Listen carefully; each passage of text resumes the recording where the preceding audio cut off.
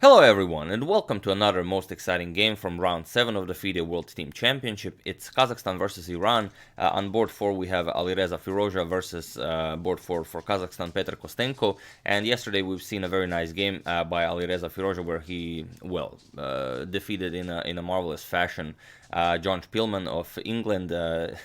Brought his king all the way to h3, which was a phenomenal game. I'm sure you're going to enjoy this one as well, but before we check out the game, David Lada comes through for you once again. So here we have it, another exquisite photo of Alexander Stinson, Grishuk.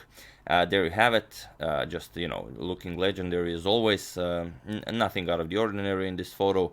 So let's just enjoy it for a few seconds before we get into the game.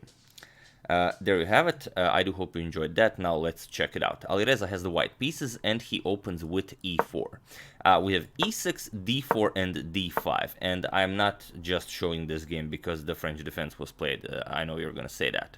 Knight c3, we have knight to f6, the classical variation of the French. e5, advancing the pawn, the Steinitz variation. Knight fd7, and now as black is prepared to push c5, white wants the improve the control in the center, so he goes f4. Black continues with his plan. We have c5, just a nice principled move. You don't want to attack the center with a nice flank pawn.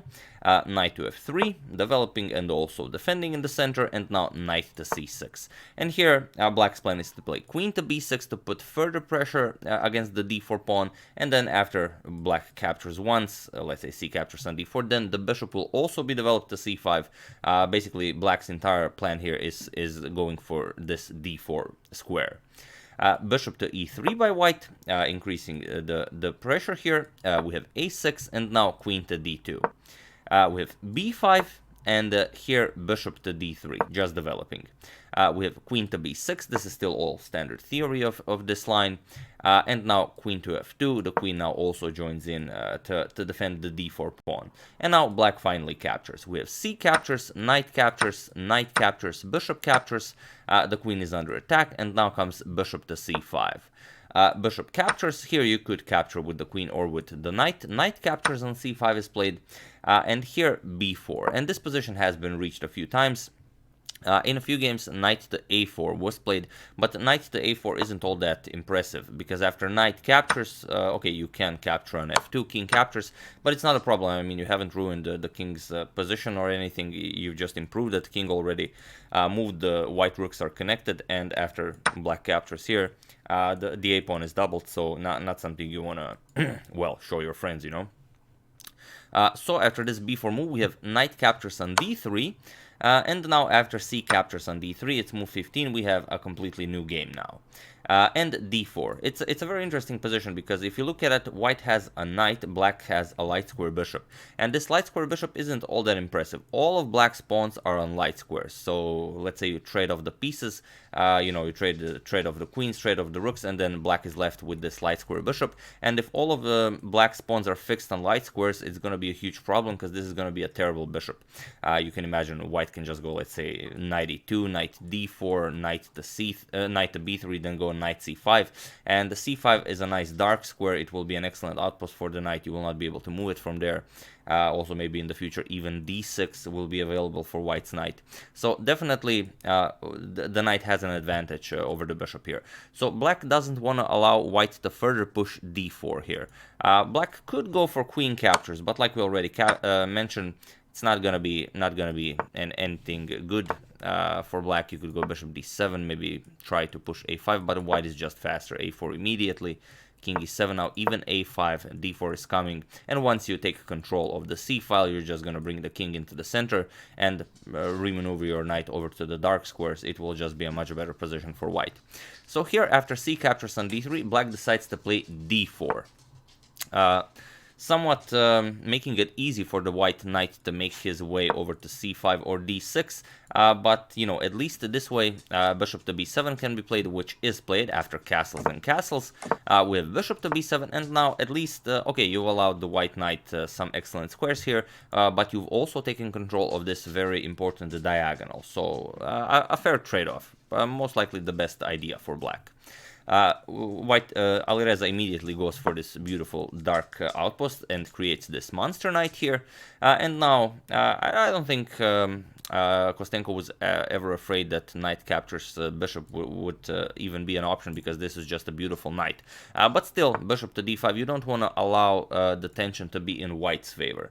For example, if you have to calculate something, then you'll always have to calculate, he plays that, I play that, and then he captures my bishop, or he takes that, I do that, he does that, I do this, and then he captures my bishop. So you'll constantly have to keep an eye on it. This way you just put it on a nice central square. You know, it aims both ways, so it's an excellent bishop, and you don't have to worry about knight captures ever.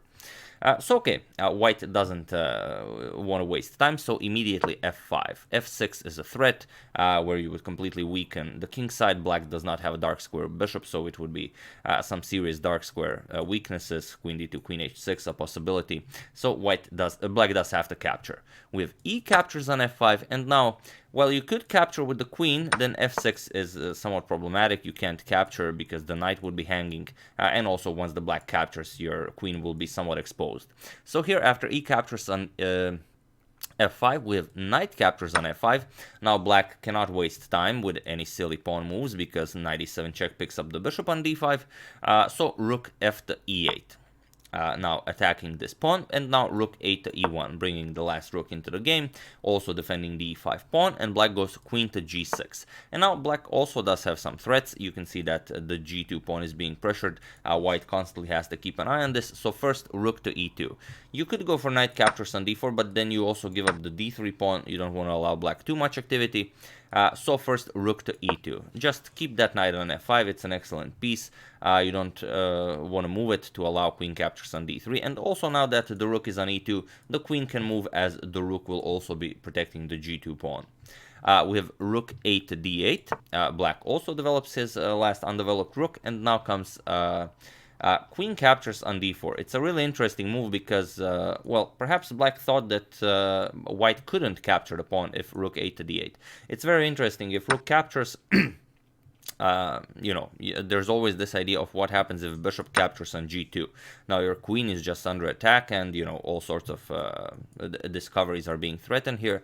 But it's not actually a problem because of knight e7 check. And now if you capture the knight, just check rook e8, queen captures will be mate. And if not, if you know, you just want to move the king wherever you go, king f8 or king to h8, knight will capture queen with check. So you're going to be completely lost here. Captures with check.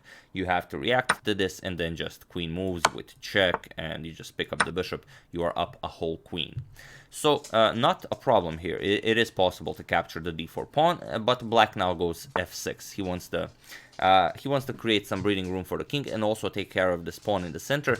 But perhaps better was h6. With f6, the king becomes a bit too exposed. But okay, f6 was played. And now we have queen to b6, and queen to b6 is an excellent attacking move.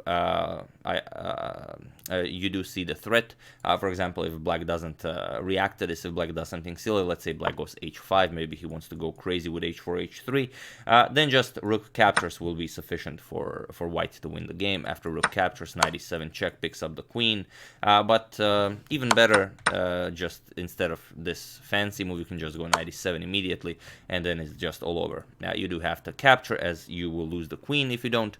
Rook captures, now queen captures with check. You have to block, and now you also lose the bishop, and you are just up a whole rook. So there's that. After queen to b6, Kostenko, of course, reacted to this. He played king to h8, which doesn't allow this knight to e7 move to come with check, but well, he missed one idea. Now, feel free to pause the video here and try to find, well, a very nice continuation for white that Alireza played here. I'll give you a couple of seconds for you to decide if you want to do it. Okay.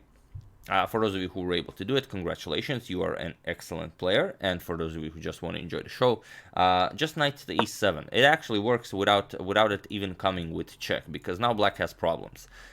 Your queen is under attack, the bishop is being pressured, also e captures on f6 is constantly hanging in the air. So here, what can you do here? If you go for something like queen captures on d3, which makes sense, I mean, you do want to attack the rook on e2, then comes e captures on f6, and now you're not in time to capture anything. For example, if you play queen captures sorry about that. If you play queen captures on e2, then just f captures, and after king captures, queen to f6 will be a very nice checkmate, as the knight is controlling the g8 square. So not a possibility here. So after queen d3, you would get captures, the rook cannot be captured, and there's really not all that much you can do. You cannot capture, queen will capture on f6, and if rook to f8, well, then you just get pawn captures, king captures, and now knight to f5 check. You can move the king, or you can give up the exchange, which is just losing, or king h8 and then just queen to c7. Queen to g7 is the threat of checkmate, and there is nothing black can do to avoid this. You can't move the rook, or queen captures here. If you try something like rook to g8, then you just get queen e5 check, rook has to block, again queen g7 checkmate. So a lot of problems for black. So knight e7 definitely working. Queen to d3 was not played here. Here black attempted queen to f7, just keeping the queen close to help out with the defense. But now just bishop captures, pawn captures on f6, and you cannot recapture. Capturing just rook captures. The queen is under attack. After the queen moves, knight can capture here, and then just everything falls apart. This rook is under attack. Queen still pressures this, so there's not much you can do here. So after this e captures on f6, we have bishop to a8. At least maybe black can survive if white doesn't have knight captures on d5 while grabbing a bishop. But okay, white just continues the attack. We have f captures on g7 with check. Queen captures on g7, and now just knight to f5, a very nice continuation of the attack. And now everything is hanging. Still being pressured, rook captures. Rook is a threat, knight captures. Queen is a threat. So what do you do here? Here, black decided to play queen to g5, getting the queen out of the way, still keeping an eye over the dark squares, and keeping an eye on that rook. And here, white, well, there are a lot of good moves, but there is one move that is particularly interesting. It's a really... well, the greatest move you could play in this position. So once again, feel free to pause the video here and try to, figure out what Alireza played here. I'll give you a couple of seconds. For those of you who were able to do it, congratulations. You are an excellent finder of beautiful moves. And for those of you who just want to enjoy the show, queen to d4 check. A very nice idea. Of course, you want black to capture your queen, because notice that the knight is controlling the g7 square. If rook captures rook with check, king cannot escape due to the knight controlling g7. You have to block with the queen. Rook captures, king captures, and now you just pick up the rook on d4, and white is up a whole rook. So not possible to capture the queen. Here black tried king to g8, but now the king is just back on g8, so now knight to e7 can finally come with check. Knight to e7 check was played. Now again, what do you do here? The king has nowhere to go. The rook is controlling d squares, queen is controlling d squares, so you have to capture the knight. You can either capture with the rook or with the queen. If you capture with the rook, not really something. Queen will capture, and then, well, whatever you play is just lost. King g7, rook captures with check, and now you're just getting checkmated. You have to play something, captures, and it's all over. So after knight captures on knight e7 check, black tried queen captures on e7. Maybe, the white queen is still under attack, but it doesn't help. Here, just rook captures on e7 was played by Firouzja, and it was actually in this position on move 31 that Grandmaster Petr Kostenko resigned the game. Why did he resign? Well, he's down a queen. If you capture the rook, then just queen captures rook, and of course if you capture the queen, not much better. Rook captures rook first with check, king moves, of course not to f7, let's say g7, and then you will pick up the bishop on a8 as well. White is up a whole rook, and of course has a completely winning game. So an excellent second win in a row for Iran board for Alireza Firouzja, young grandmaster. I think it's the second, maybe it's even the third. I haven't checked the previous 3 games he played. but definitely at least the second win in a row, and a very important win in a row for his team, as all the other 3 boards were drawn. So it was Alireza's victory over Kostenko that awarded Iran the victory over Kazakhstan. And before I forget, I did prepare, here are the standings after round 7. There are 2 more rounds to go in the FIDE World Team Championship. So Russia still in first place from the beginning. Top 3 boards were drawn today, but Artemiev managed to win a nice game against Zviadizoria. And Karakin did not play today. It seems that two losses in a row were, a signal for him to take a break. England following with 11, India with 10, and it's interesting, in the final round, in round 9, Russia will face India, so we're going to have really an awesome match, perhaps the one that will decide the winner. We have USA in 4th place, China in 5th. China had a nice victory today, so they are almost, almost there in the top 3 places, but not quite yet. But still, two more rounds to go. It will be interesting. Then, with this victory, Iran climbs to 6th place. Then Azerbaijan 7, Kazakhstan 8, Sweden 9, and Egypt still in 10th place with 1 point. There you have it. Like I said, 2 more rounds to go. I do hope you enjoyed this game and that you are enjoying my short coverage of the FIDE World Team Championship 2019. I would like to thank USGCIS Corporation, Jan Corbonel, Paul Staples, Hirt Rubin, and Dolores Delano for a contribution to my channel. Thank you a lot. I really appreciate it. I would just like to mention that Dolores Delano is not the person who contributed. The person who contributed was their teacher. Well, as the story goes, he said that the children who watch my channel raised the 10 euros to donate to my channel, as they are enjoying it, and Dolores Delano is the only girl in their chess class, so they wanted they wanted her name to be here. So that's quite beautiful. Thank you very much. If you need anything, contact me. I will try to at least do something to repay for your beautiful gesture. But yeah, thank you all. As usual, you can check 2 of my previous videos here. Thank you all for watching, and I will see you soon. Well, as usual, some hopefully interesting content. The Capablanca saga will be continued, and for those of you who are maybe new to the channel, when we're covering a saga, the saga is not going anywhere. Capablanca's games are there as they are. We have to cover the events that are currently being played, and then we will return to the Capablanca saga. It will always be there. For those of you who are asking in the comments. But yeah, that's that. Maybe to finish up with another nice photo of Sasha. There you have it. Thank you all, and have an excellent rest of your day.